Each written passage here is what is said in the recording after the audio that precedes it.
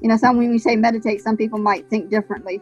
I just learned to calm my mind and, relax. So again, I went on different journeys, Hinduism, Buddhism, but I didn't stick with them for very long. But I enjoyed the journey. I'm looking back now and I'm like, hey, I've learned something from them. Maybe I needed to learn it, and I'm moving forward.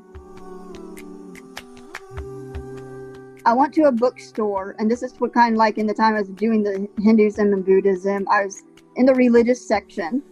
They had the Quran on display, the paperback. And I'm like, okay, cool. What book is this? I was just looking, but I never did pick it. I mean, I thumbed through it at the bookstore, but I never bought it.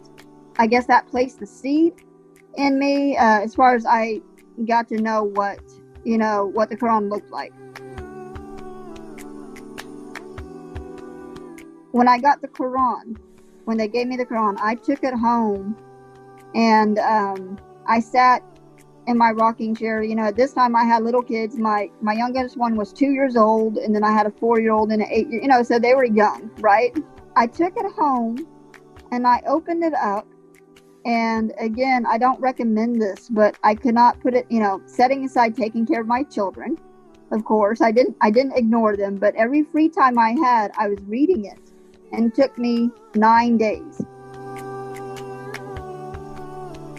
So the dream I had is I was, and this happened right before I visited that masjid. So it was like it was like to me, showing me I need to go visit. You know what I'm saying?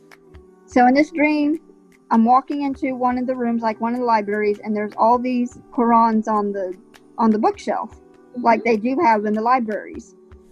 And I opened it up, and again, I didn't know Arabic, but I started reading in Arabic.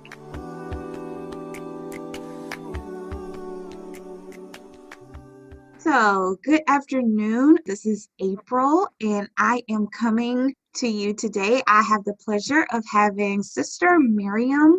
Sister Maryiem is from Austin, Texas, where she converted October 3rd, 2020, and she's 43. She is a writer, stay-at-home mom, humanitarian. In her free time, she enjoys writing.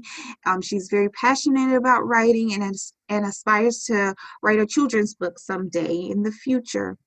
So good afternoon, Sister Maryiem. Assalamu alaikum. Hello, good afternoon. Assalamu alaikum. So thank you so much, Sister Maryiem, for being here with us. We really appreciate it, and we are looking forward to hearing more about your story and your experience as a revert to Islam. I just want to talk a little bit with you about your life before Islam. Okay, good question. First of all, I did not grow up in a religious home. My mother, I'm very thankful. She let me explore. As a kid, you really don't get introduced a lot. There's a lot of Christian churches nearby, but she decided to let me look into religion or not, And it's like back then, like a lot of kids at school kind of invited us. So Christianity is my background, but I guess I really, again, I'm thankful that she's very open. She says, as long as no one, you don't bring harm to anybody, I don't care what faith you practice, which I was very thankful for that. And that would come to serve me later, and so I guess I'll skip to that. Was basically my childhood, but it was probably, I was 19, 20 years old is when I actually, once I got out of high school and I was on my own, is when I started actually attending different Christian congregations. And I will say this, I'm very thankful for the journey I've had and from what I've learned. And I attended, I'll say this off the bat because I've heard other podcasts of revert stories. I attended a non-Trinitarian church, so because when you talk to Christians, there's different kinds, and I never believed in the Trinitarian view. Okay. And if you don't mind, I don't think I've heard of this, I guess, sect of Christianity. Do you mind explaining that or just elaborating on that for me just a little bit?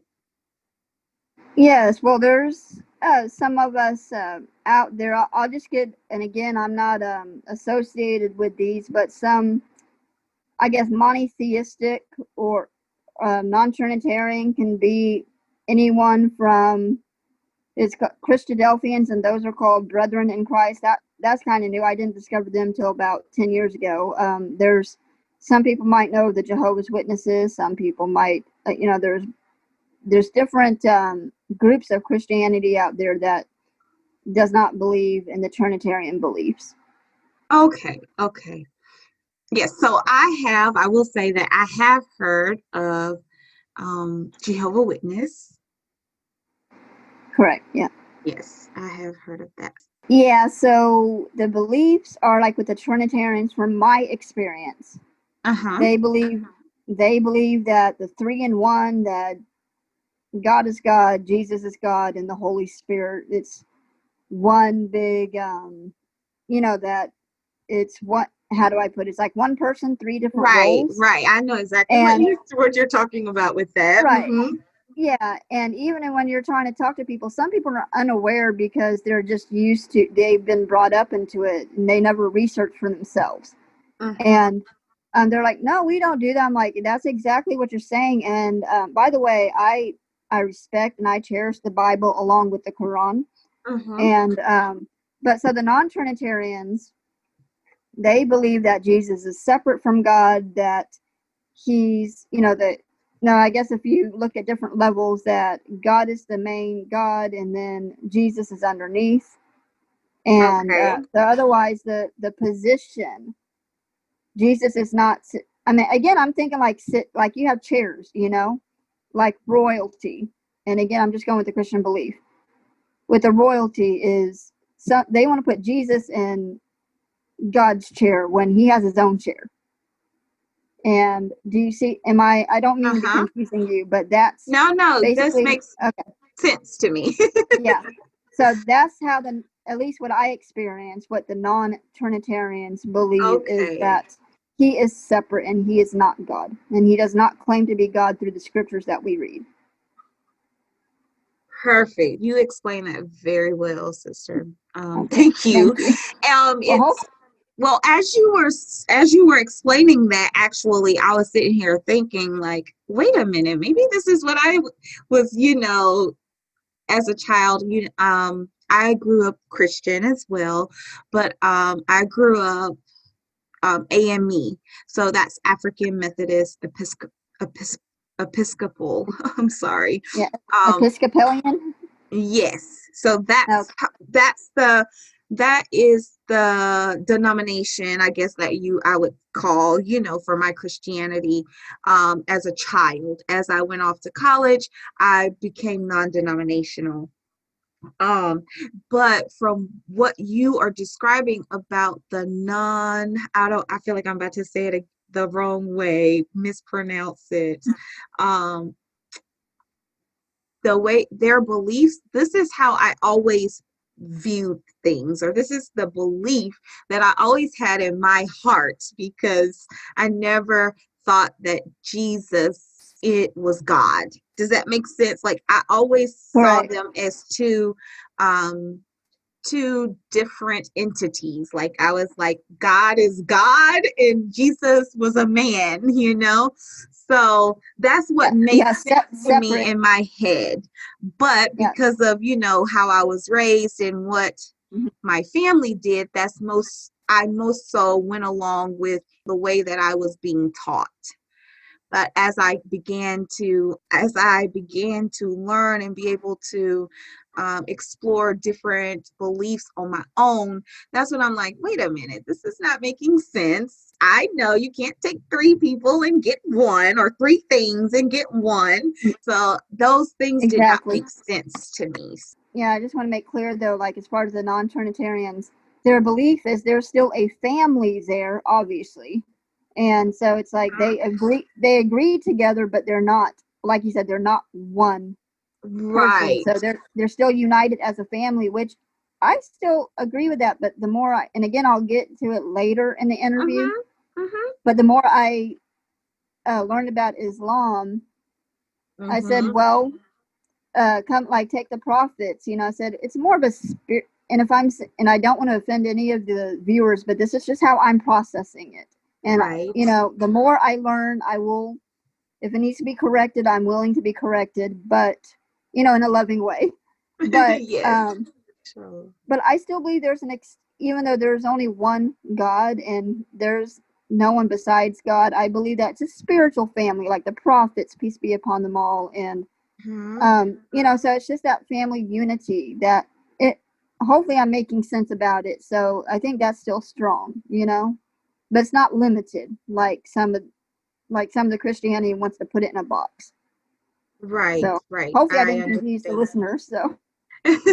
No, I appreciate you, explaining that in the manner that you have explained it because I understand what you're saying.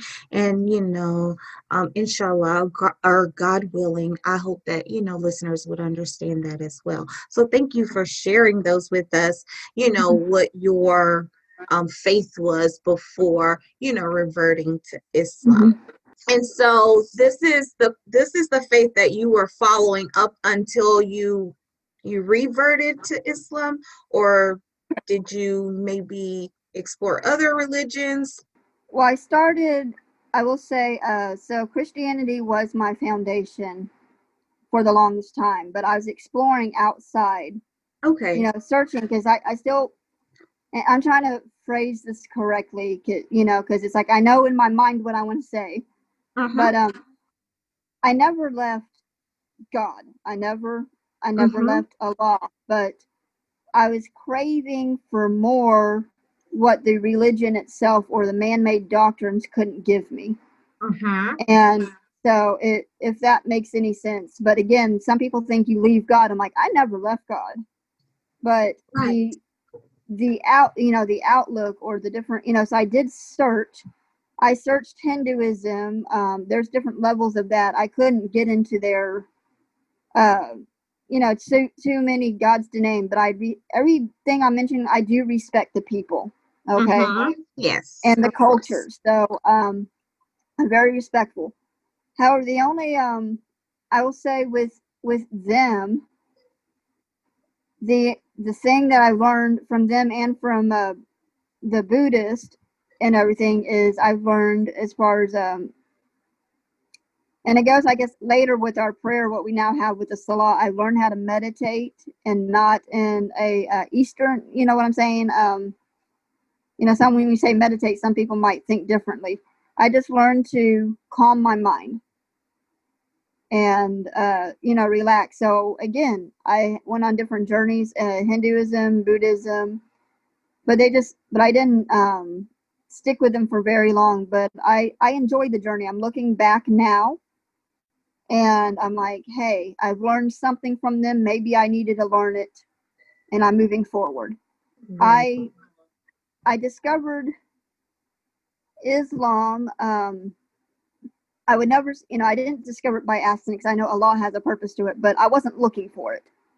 Um, I went to a bookstore, and this is what kind of like in the time I was doing the Hinduism and Buddhism. I was in the religious section, and Mm-hmm. they had the Quran on display, the paperback, and I'm like, okay, cool. What book is this? Mm-hmm. And I was just looking, but I never did pick it. I mean, I thumbed through it at the bookstore, but I never bought it. But I guess that placed the seed in me as far as I got to know what the Quran looked like. Um, but then it kept sticking in my mind. So, and I would say, so this was in 2011. I'm sorry, I didn't say the date. In 2011, I started looking into it, and then I located a masjid that was around me, and this is before my health situation got worse. I guess I had to back up. In my teenage years, I was diagnosed with a platelet disorder and with lupus, and I had a major surgery where they removed my spleen, and they actually found two spleens, not just one. So that was a medical miracle, they said. Mm-hmm. Um, I'm like, okay, but they had to remove both because they didn't want to just remove one and then me end up in the hospital again. Mm-hmm. Um, I went in remission, and I'm very thankful for that. And I've had 4 beautiful children, and so I did have medical issues, but so in 2000, and then in 2015, which again I'll share later, but and I don't mean to be jumping around in this podcast, It's okay. but but in 2015 I became homebound, but because it didn't come out of remission, but again an unknown virus attacked my body where and again we could go into it later, when you go into that section, but Mm-hmm. yeah, so in 2011 I located different masjids and I just started, and they had for what is I guess inquiries or for so you're not Muslim yet but you're interested, and they had classes for non-Muslims as well. I'm trying to think of the exact word they use, but if you're interested in it and you're inquiring about it, you're welcome to sit into the classes. Okay. And Mm-hmm. and I did that, and of course, I didn't know Arabic. I know a little bit more now. I'm not fluent, but I didn't know, but it was just a beautiful language. Like, what is this language? Mm-hmm. And then they gave me, that's how I got my first Quran, is they gave me, a paperback one to take home. So, and so that was my journey, as far as being introduced into Islam. And Okay. while I got this on my mind because I don't want to lose train of thought, Yes, ma'am. I took so again back. So I'll back up. I used to work overnights at a gas station in my like 19 when I was 19, 20 years old, paying the Mm-hmm. bills and everything before I met my husband. Mm-hmm. And my husband and I just celebrated 21 years, so it's like a long time ago. And Oh, yeah, mashallah. so I read. It took me 3 weeks. The Bible, for anyone that read the Bible from front to back, it is very long. And in my breaks at the gas station when it wasn't busy, I would read the Bible from front to back, or Genesis to Revelation.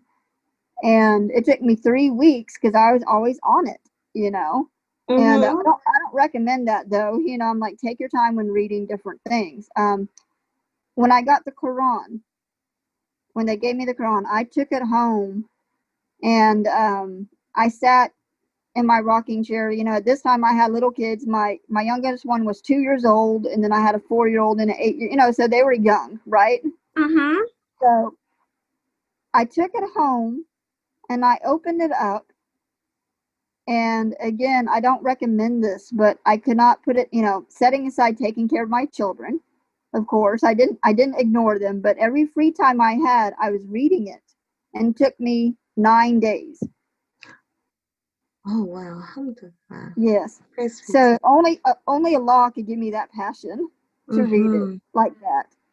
But now I take my time, Yes. and but so that was the beginning of it. So I would say in 2011 that was my year of discovery.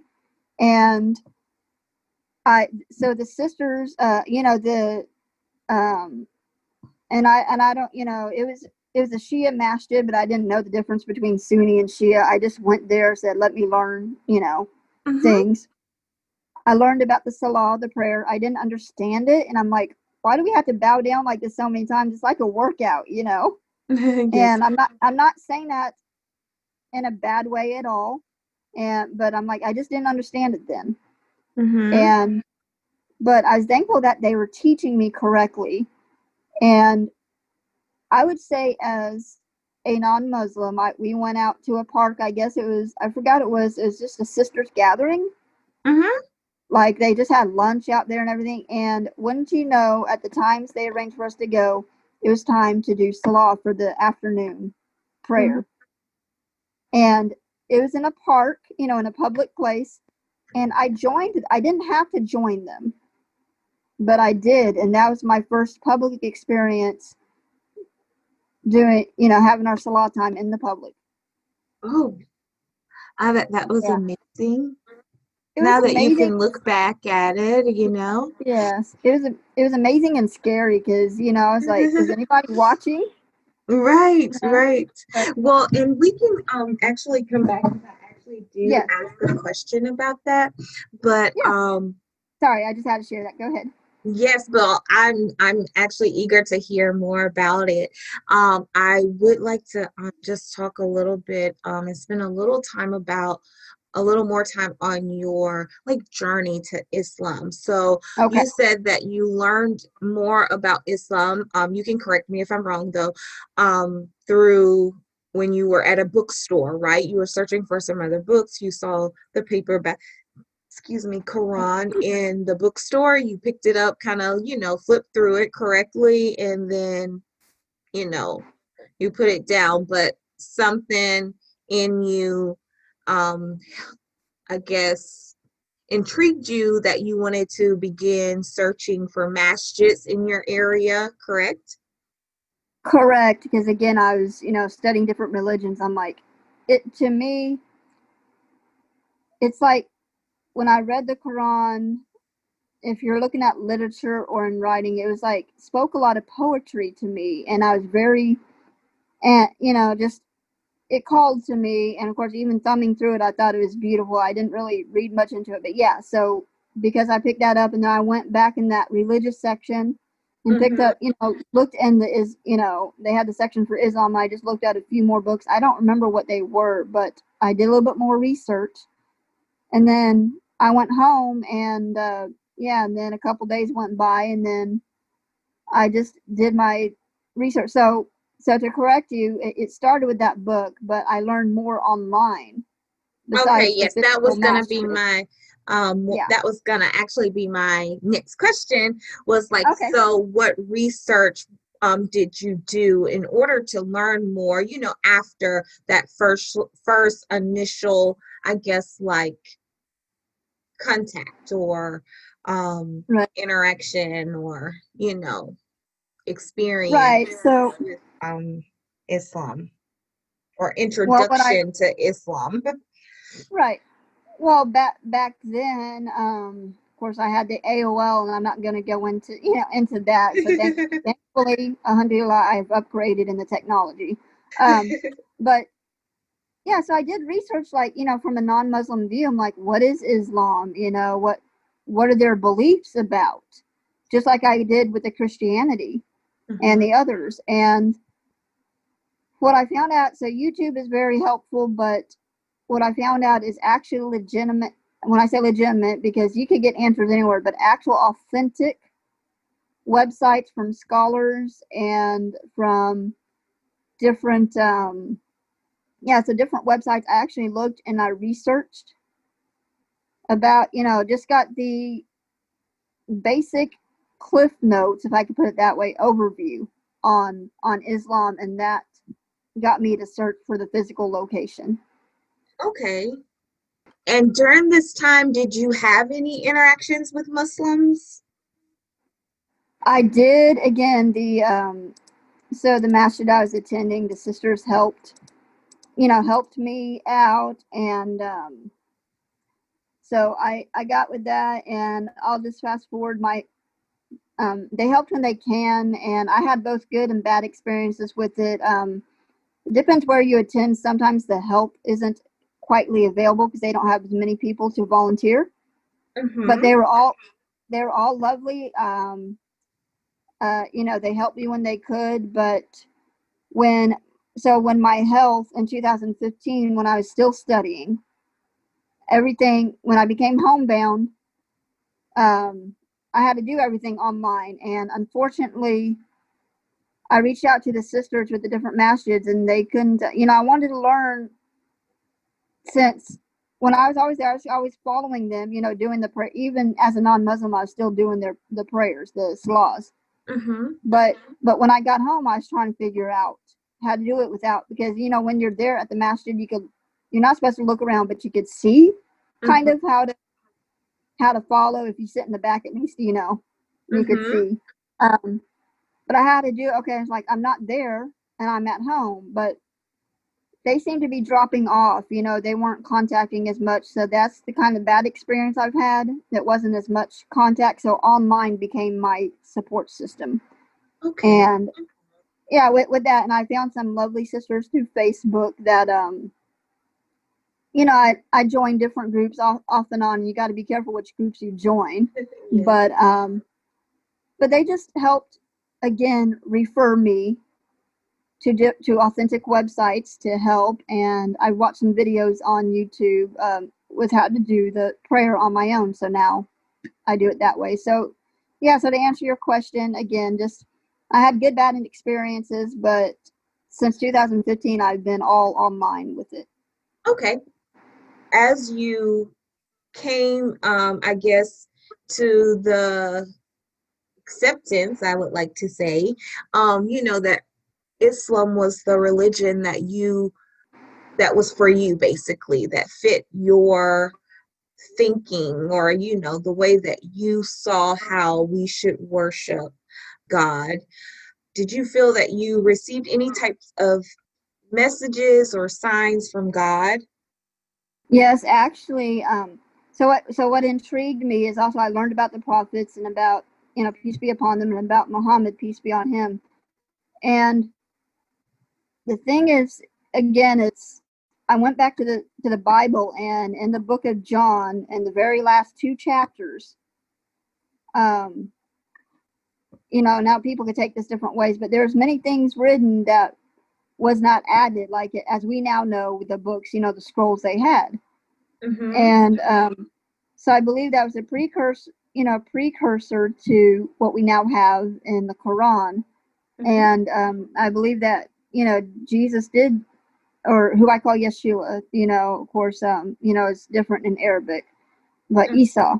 But he spoke with his disciples many things that's not recorded.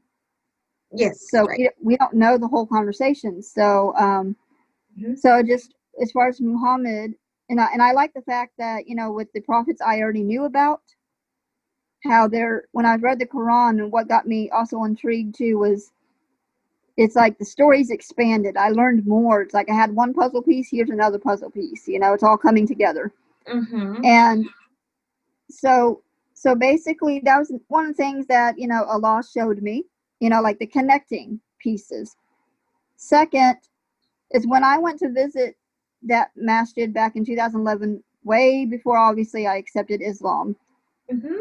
Is I had and now careful when people share about their dreams, you got to be very careful. But I believe that Allah has guided me in this dream, that it wasn't from Shaitan. But I was in so the dream I had is I was and this happened right before I visited that masjid. So it was like a very it was like to me showing me I need to go visit. You know what I'm saying? Mm-hmm. And so in this dream, I'm walking into one of the rooms, like one of the libraries, and there's all these Qurans on the bookshelf, like Mm-hmm. they do have in the libraries. And I open it up, and again, I didn't know Arabic, but I started reading in Arabic, and I started praying with the sisters. And then in the dream, I woke up. So I believe that Allah was showing me. And sure enough, when I got to that masjid, they had a library room, with the Qurans and other, study books. Oh, wow. And yeah, so basically, again, to answer your question, is that, and I've never had another dream like that before, but that got me introduced into the door. And Okay. yeah, so That's go ahead. pretty Yeah, so powerful. that's about that. Yes, that is definitely powerful. And I'm sure that definitely, now that you can actually think about it, I'm sure that had a lot of significance on, where you are now, and you can see that. I like to think of life as like sometimes we get bits and pieces of the puzzle, like as we go throughout life. And then, like you said, how God or Allah starts to help you make those connections, like, oh, this is how this is supposed to be, or this is why this happened, or so I think that that is a very powerful and beautiful dream. I mean, to speak Arabic, I think is just it's I don't know if I can describe it, but it's definitely a blessing, when that's not your native dialects or language. So to think, in your dream, to open the Quran and just start reading, like, that is such a blessing. So, Exactly. And I wish, alhamdulillah. on a side note, I wish I did know what I was saying, but I guess it didn't matter because it wasn't brought out. Hmm. So, Hmm. Right, right. yeah. So let's talk a little bit about your the day that you did your Shahada, and that was very recent. It was October 3rd, 2020. And so could you just share about, your experience, how your experience with taking your Shahada, so that the day that you converted to Islam? Okay. Well, I'll back up a couple days before that. Okay. Yes. So I've spoken to, there's a sister called Amanda. Again, I was on Facebook and I was in one of the groups, and another sister shared her story. She has a YouTube, and she was sharing her revert story and what she's learned in Islam. And I decided to, go watch that YouTube. And I was listening to her stories, and I went back to the Facebook and added her as a friend. And I was talking to her. I'm like, and I explained to her, my journey and everything. I'm like, hey, due to my health situation, I don't know if I'm going to be able to go to the masjid again. And I said, would you help me? And I said, I liked your YouTube. I was you know, drawn to you for this. I said, could you help me with my shahada? So she was all excited. And I guess it was probably within, I would say, 24 hours. Of course, it's been a couple months.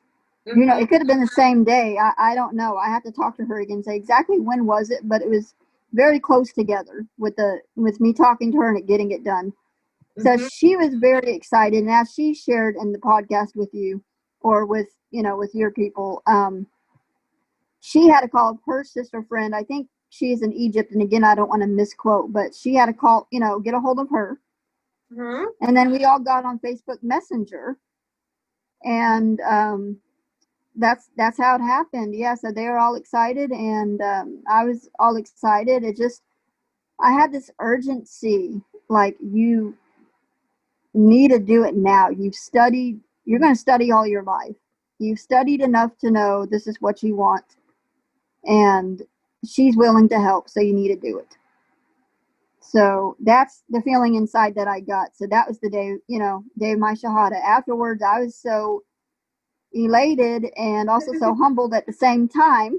Hmm.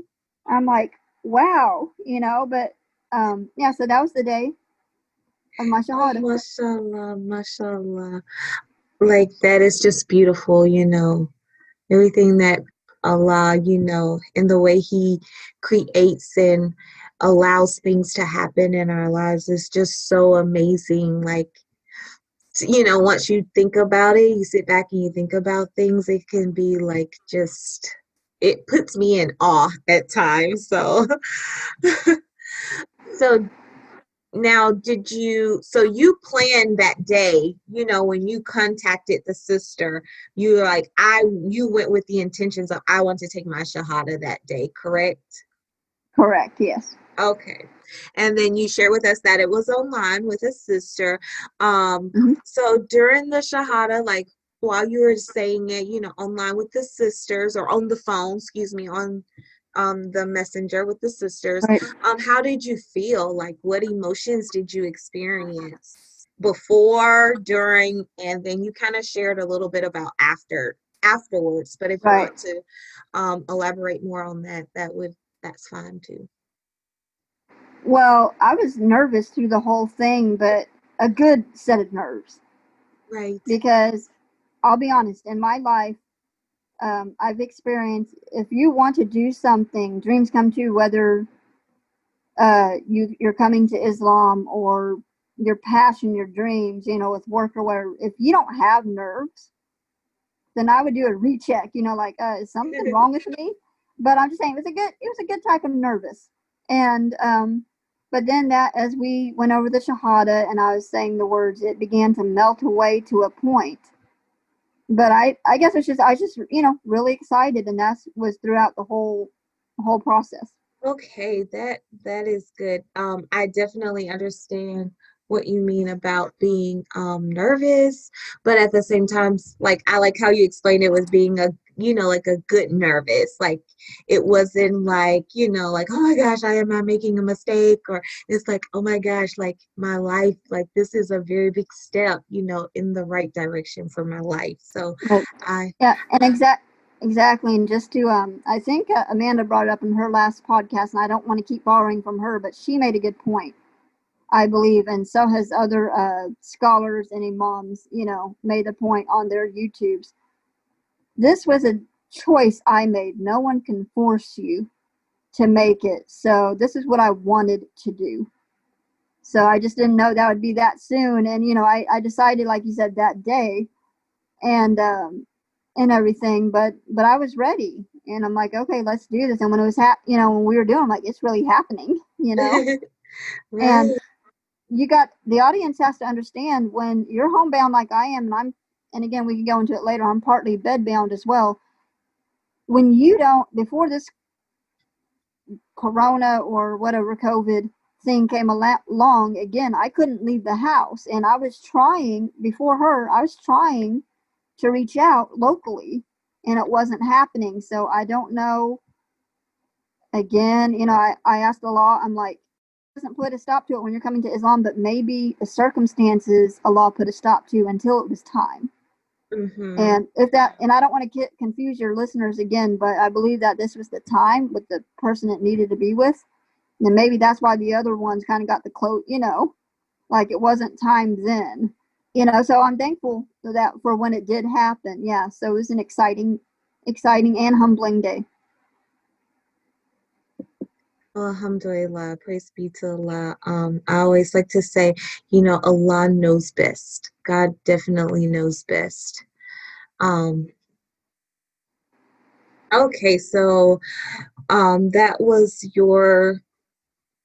when you took your Shahada, the day you converted to Islam, and that was just about 2 months ago. So I know that we have kind of talked about your first encounters with Muslim, but let's now talk a little bit about your first encounters with Muslims as a Muslim.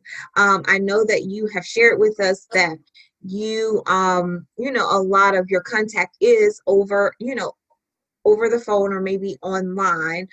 But when you actually, like, I know you spoke about the day after, were you in contact with any Muslims that day, as a Muslim? Well, I would say within that week, Okay. because I was still, the first 24 hours, I was still trying to embrace. And by the way, my husband, who is not a Muslim, he does fully support me. Uh-huh. And I've heard a lot of stories say, oh, you got to get them into Islam. I'm letting, just like I took my own journey, I got to let him take his. Yes. And, but I'm saying he has my full support. And again, but over the years, I've talked to different sheikhs, and, they could have, I could have done the shahada with them again, but I didn't. But I won't bring up their names, here, because it's a personal friends of mine. Uh-huh. Um, but I shared with them. They're the ones that they're the top Muslims, if I could put it that way. And again, I'm not putting them on the pedestal, but because were teachers, they're the ones that I went to again, like on Messenger, saying, "Hey, guess what? Guess what happened? I finally did it." And they were so happy with me, and so yeah. So afterwards, I shared it, with Uh-huh. I have a How did you very feel sharing that with them? Like, I am now Muslim, you know? I felt well that first of all they treated me like part of the family anyways, but I felt like I was now really like that adoption, like with the judge saying it's finalized, like that adoption came through. But yeah, I felt like now I'm really part of the family, though you already accepted me. Yes. Yeah, so now it was like finalized. I would just like to kind of add to what you have shared, for any listeners that may be thinking about, reverting to Islam, um, or that may be nervous, even about approaching a Muslim or anything. I promise you, I was so nervous before.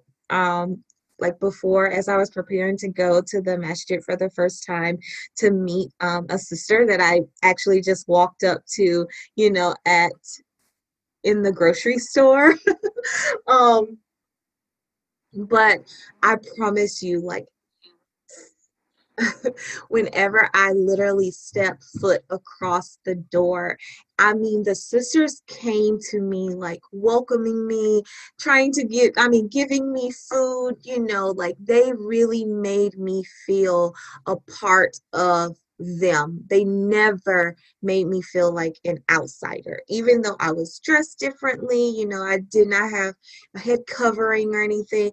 Um, they they just welcomed me so like warmly, and I was a warm like welcome. Like I every fear or nervousness that I had like completely melted away, like as soon as I like stepped one foot in the door.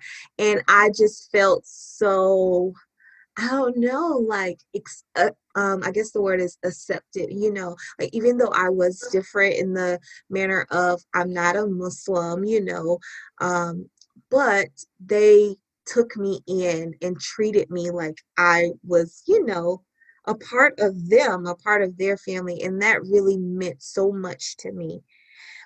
Even with the imam, when I went to speak with him, he took his time to answer all of my questions, in depth. And he actually, he made sure that I understood, what he was saying. So I just wanted to kind of piggyback on what you were saying, as they already treated you like family. That Yes. definitely was my experience as well. Like even before Yeah. And I became a Muslim, they were already treating me like I was a part of, their family. Like you too, I will share this. I also had the experience of going like with sisters to meet them, and they would just, talk with me, answer any of my questions. They would share, stories from the Quran, explain things to me. And so, like I said, they were always inviting me over, like to their own homes, like for tea, for dinner. They were so willing to help. And I know my experience is, quite different from yours, due to I had kind of like face-to-face interactions. Um, and the community where I actually took my Shahada is actually in Clemson, South Carolina.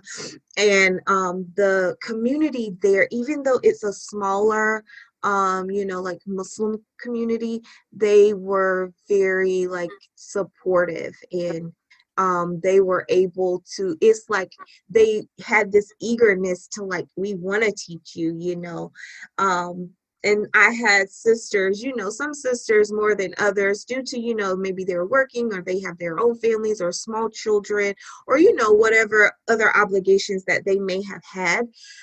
There were sisters, who actually like made sure it was there with me, like my entire journey, up until I took my Shahada and even after that. So I just wanted to just let people know, like, Muslims, they really are very nice, kind, caring people.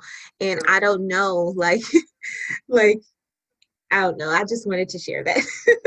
okay. Yeah. And yeah, too. And just like I said, this past couple days ago, and again, I only given first names, but the sister I know on Facebook, Amy, Uh-huh. and everything. She's real nice. I think she might actually live up north or near your direction or something like that. Up that way. With me being in Okay. Texas, she doesn't live in Texas. That's the point. Um, she and I were talking, and I said, it would be nice because I mean, I can't afford it. I know there's places that do hijabs, or I said, but I can't afford it. So she sent me one hijab, which is very nice. But I'll talk to you, after this podcast. But I'm like, it would be helpful if some sisters have extra ones, or new ones, or sometimes they have some that they don't use after. I'm like, it would be nice, and I appreciated her sending that one, but I'm like, I need more than one. Right, Um, right. I but totally agree. but the fact is, she hasn't met me in person, but she sent me that, and I got that this week, so that was very, very sweet of her. Oh, oh, mashallah. That's very nice. Alhamdulillah. Um, and may Allah reward her, for reaching out and to, help you in that manner. She heard what you needed and then she helped, supply you with that. So may Allah reward her. I mean, I would like to know, I love to ask all reverse. So how did you adjust to like the new rituals and practices as a Muslim? I know that you have shared that you were already, kind of doing the prayers and things prior to taking your Shahada, but now that have taken your Shahada and that's now definitely an obligation that you have. How have you adjusted to the new rituals like salah, wudu, making wudu, and the other practices that we have as Muslims. Right. Well, as I said before, well, you just mentioned it. There was no physical difference because I was already doing that since 2011. So it's already been ingrained in me. I just haven't made so with the shahada, it just made it official that I was an actual, Right, an actual Muslim. But there wasn't physically. There's no changes. I still keep, the regular 5 times a day. So it was already a normal practice for me. The only thing that was missing was the shahada part. right, right. I So would like to ask, so did you also, well, I don't know, are you able to fast? no, I'm not. Okay, But what I okay. did, well, I'm not able to fast like they do it all day, but I could skip one meal, Uh-huh. and because I do my best, inshallah, I do my best the way I Inshallah. can. So what I do during Ramadan is I'll miss one meal. Obviously health comes first, but no, with my health Uh-huh. situation, yeah, with my health situation, I can't fast fully. But with that, they have different ways for people that can't fast, and so I pay it forward. It's like you help any way you can. So whatever, even go and get groceries, whatever it would cost to get those with my meal together, I'd put that towards you know uh, for someone that can't uh, that can't have that. So I did substitute, even though I couldn't physically fast. I did substitute it in ways that they said you can. Right, right. There So are other yeah, ways to, yeah,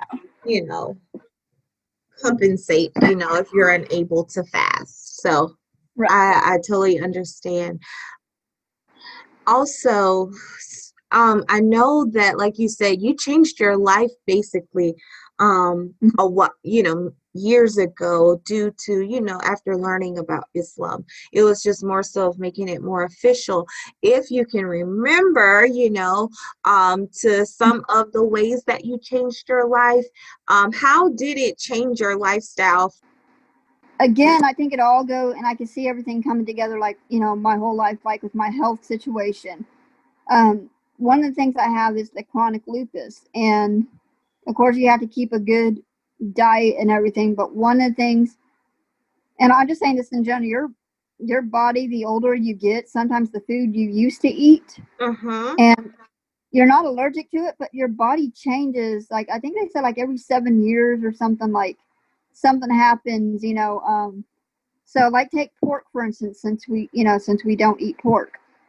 I found out with people that have lupus, of course some people still do it anyways, but it's medically advised.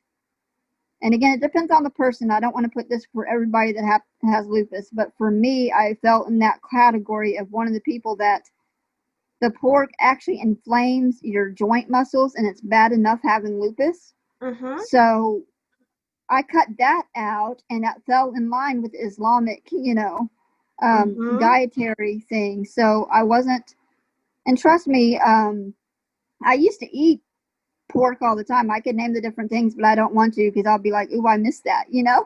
Um, Right. but I think, again, and Allah did not put, when I got sick with whatever disorder this is when I was 15, Allah did not give that to me. I know some people want to blame, Allah or blame God. Like, Allah did not give it to me, but allowed the circumstance to happen Mm-hmm. medically, if that makes any sense. So, but yeah, so that's, I did change. Now, of course, I was already dressing modestly.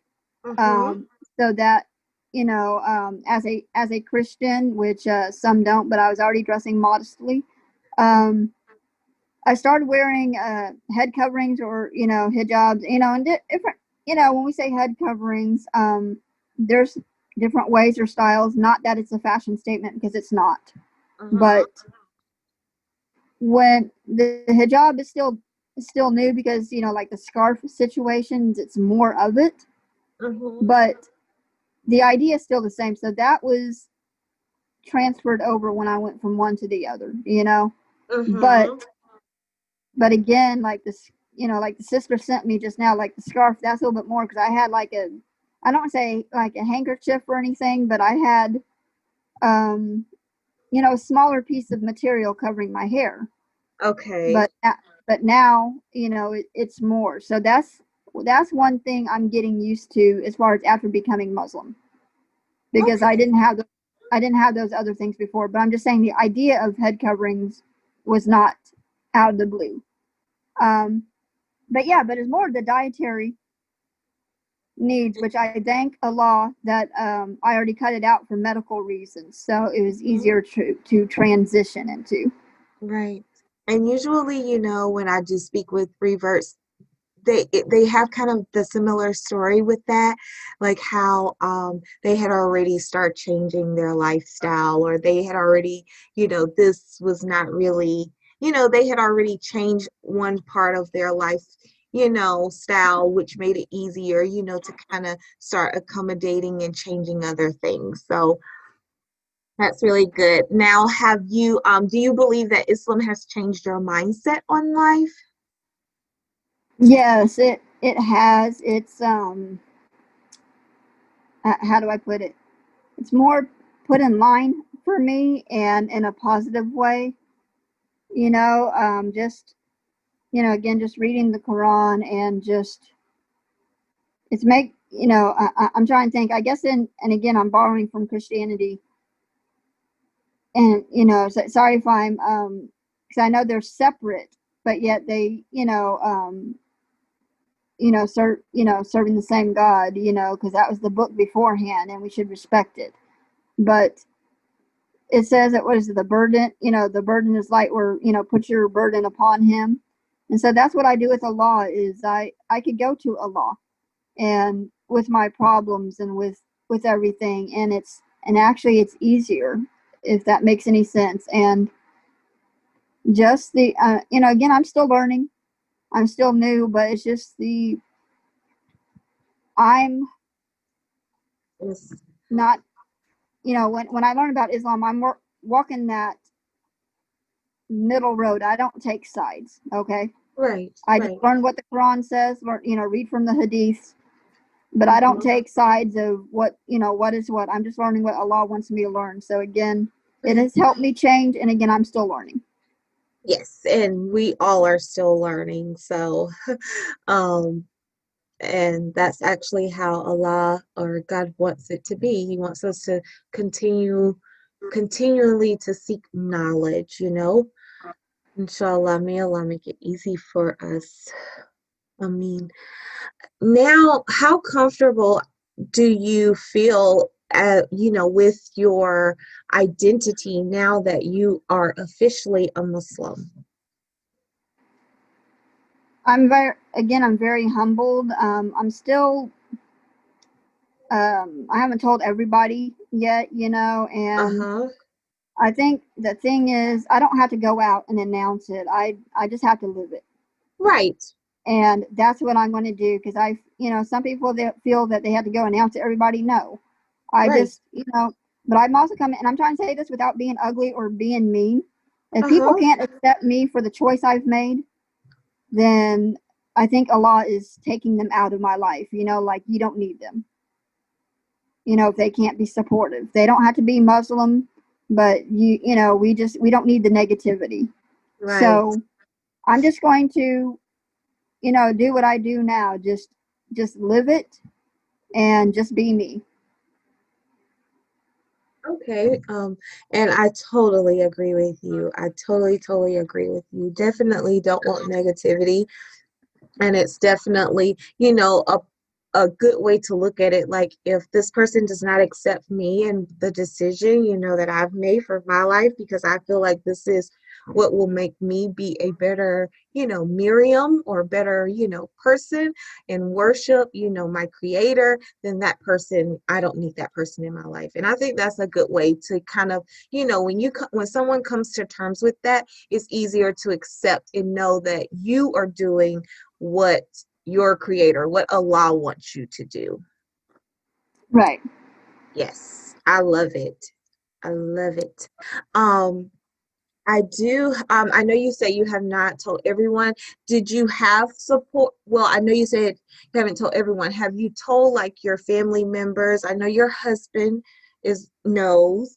Right. Have you told like, I don't, your parents Yeah, or siblings? my family knows, and they knew when I was studying. And again, this goes what I said earlier. My mom was accepting. She said, as long as you don't harm anyone, I don't care what religion you practice. And I know that's kind of like I guess for her, it's not an exact like, oh, thanks a lot, mom, but I have her support. Mm-hmm. And but with her, she just, she doesn't want to study any religion, but she's not against where I'm at, so she fully Right. supports me. So yeah, so my husband, and my children, support. So just the inner circle, Right, though. Right, right. and that's Um, and honestly, until I get to meet more people in the in the Muslim community, mm-hmm. my family are should be the main ones that I should care about what they think. Okay. And and again, that's, putting it, because my husband, I'm married to him, he's my support system. Mm-hmm. And of course, he supported me when I was studying, so it's nothing new. I mean, it's good to know and it's good to hear, that you have such a strong and positive support system surrounding you, you know? Yes. That is definitely a blessing. Um, would you like, well, could you share a little bit with us about like what has been your biggest challenge, I guess, what has been the biggest challenge for you, as a revert to Islam? Okay. Well, the biggest challenge, and again, is, since I do want to study Arabic, is that there's so many people that want to teach you, but they want to charge you. And since I'm don't have tons of money, I mean, obviously, they're working, and I understand that, but I'm like, the challenge is I can't find anybody that, you can't find stuff for free, but I know it's out there. I know I've heard people say they learn Arabic. I'm like, how much for the class? They're like, it's free, but to Uh-huh. get it done, so I'm still searching. So that's one of the barriers I'm having, is someone that actually will sit down and help go over it with me without wanting money from it. And again, I totally respect that. I don't want to sound ugly saying that, but I'm like, there's some of us that literally can't afford that, and Right, that's what stops them. right. So And yeah, so that's the main challenge right now, is I want to learn Arabic, that's a because very good, oh, I'm sorry. Go that's ahead, okay. That's finish. that's what I was going to say. That's what my main challenge is. That's a very good challenge that you actually bring up, and I'm happy that you have shared that with us because um, you may not be the only person that find that as a challenge as a new Muslim. Um, but now with COVID, I'm not sure if maybe there are some. I'm not sure if this is even available, but it's just me thinking out loud. It's making my my gears churned, like, oh, I wonder if there are any masjids that's offering like online courses or classes, that's teaching beginner um, Arabic. I know for my sister, not my sister, for my daughter, we actually have online Sunday school um, on Sundays, and that's where she logs on to Zoom and she has like her Sunday school classes. My daughter's 4, so it's like really very beginner. So I'm learning with her while I'm like sitting, during the class. But I'm wondering if they or if any masjids are offering this type of service, during a time where a lot of the masjids are closed for like face-to-face Right. interactions. If I hear of anything, I will definitely share it with you. I have your Yeah. contact information now, Yes. so I will definitely let you know. Right. Yeah. And again, that's just one thing. And again, I'm trying not to step on toes, but I'm telling it how it is. I mean, some people, when they do the Quran classes, if it is a paid one, they are legitimate and authentic, and and Allah will reward them for their time and their patience for this. But other people, again, like on Facebook, you got to be careful. They say they offer it, and they're just after your money. So as a I'm just taking precaution, but Mm-hmm. but I know Allah will line me up with the people that the people that I need, that I could take these courses from, because there's only so much you could get online. Like, they give you free Right. samples. I'm like, we need more. I understand. I understand. If I hear of anything, I definitely Yeah. will share that with you. Um, I do have a very good question. I guess just I am curious about it. Could you describe how you have been able to maintain, the practices as a Muslim, or your new I don't want to, I know it's new as an official title, but you have been practicing many of the rituals and the practices of Islam for years. So how have you been able to Mhm. maintain that? A schedule, and I have the azan. Mm-hmm. And again, if I'm mispronouncing names, I have it on my phone. I would be lost Azan, the without call that. of prayer. The call of prayer. Thank you. Um, yeah, so I have that. First of all, that keeps you in order, and it's like, okay, it's time. But after you do it for so many years, it's but I still need that because I'm not looking at the clock 24/7. Um, but Right. also just you train yourself, Mm-hmm. and as far as, again, when you're going from one practice to another, um, Mm-hmm. you I guess, again, it's been years, but back in the beginning, I was all over the place, and but it takes willpower on your own. If I could put willpower in there, it takes practice, Mm-hmm. and um, I'm sure, like with the prophets back in the time, peace be upon them, even though they didn't have the gadgets we have, but Mm-hmm. it took it took practice. Mm-hmm. It took it's and I've heard this before. Islam is not a game. You're not in it. It's not a game. It's real life, and you gotta it's got to come within you. You got to have the heart and the passion to be in it. You can't just claim, because if you just say you're Muslim and don't do it all, you're not really Muslim. Mm-hmm. You Right. know. So that's, hopefully that answers your question. Is you've got to train yourself. You got to make sure that flesh is not coming coming out of you, and it takes it's an Mm-hmm. everyday thing. So I Right. don't want to go more and on, but it just that's how I did it for years, and that's how I constantly. It's not over yet. You do it every day.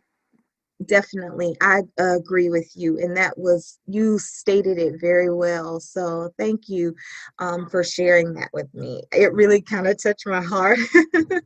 Thank No you. problem. um, I would like to know, we just have a few more questions.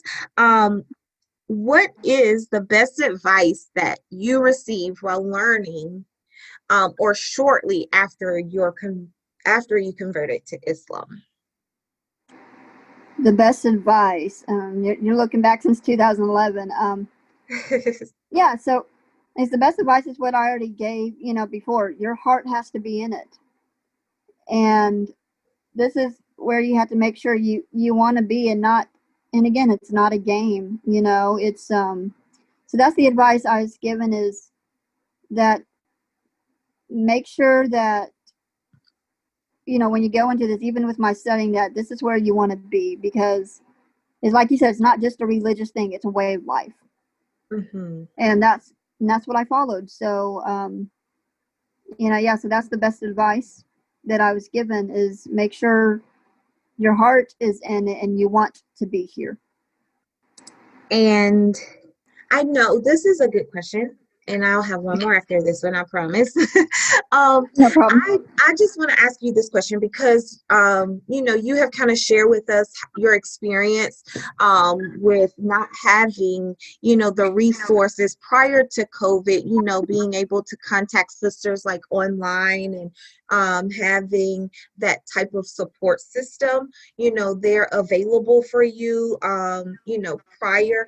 But I would like to know, like, even throughout that experience, what Islamic resources influenced you or have influenced you the most? I would say, and I said I wouldn't bring up the name, but I'm going to bring up one of the names of the one of the sheikhs that I actually listened to. Okay. Is Yusuf Chambers, who's I believe in the UK London area. His dawah program Mm-hmm. has helped me, and again, it's on YouTube. You could just listen to it. That's one Mm-hmm. of the resources that I appreciated, and I did speak to him on Facebook. Now he's a very busy man, but inshallah and alhamdulillah, I am thankful that he took time and responded back. And but yeah, so with him now, there's other dawah teams all over the world, but Mm-hmm. I'm thankful for that, because that's what we need, is just more dawah teams and more people to help out, of course, with the world changing. But Mm-hmm. that's like the resource online, is you just need, and I'm not talking about just top sheikhs, just people in general that has been in Islam for a while. Yes. And the last question, what advice can you give to those who are thinking about converting to Islam? So if they're thinking about, taking their Shahada and becoming a Muslim, what advice would you give to those who are in that situation? Right, so as we already touched on, you're going to study all your life, but make sure you have don't jump into it, but make sure you have the basic foundations studied. Hmm. And that, because you could study a lifetime later. Also, again, like I kept bringing up, your heart needs to be into it, and that burning fire. When I say burning fire, that burning desire within you. Hmm. Pray to Allah and Hmm. ask Allah if it is Allah guiding you, because our emotions run all over the place. So if that burning desire is truly from Allah, let Hmm. that fire, and I'm very illustrative, let that fire grow within you that Allah gave you, and don't let anyone, you know, Hmm. uh, put it out.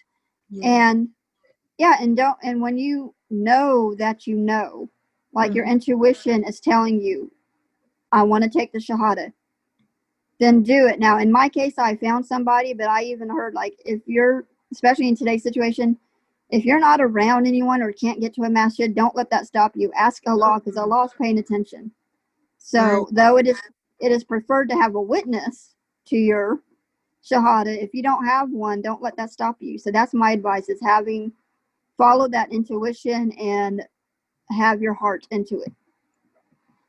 Yes, I love it. I love that response. I especially love when you say, when you suggested, praying and asking Allah, for that guidance. That is actually something that that's advice that was given to me from the imam when I went to speak, with him for the very first time.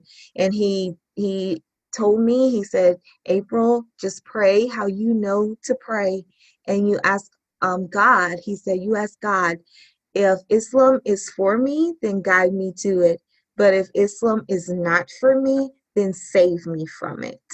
And like that, to this day, like even with decisions or anything, I still like remember this prayer and like our dua, and I will repeat it, because that is so true. If something is not for me, then I definitely want to be safe from it. But if it is for me, Allah, just please guide me to it. So I really love that you shared that and suggested that that's what you should do, if you're thinking about it. Ask God to guide you, because He definitely will do so.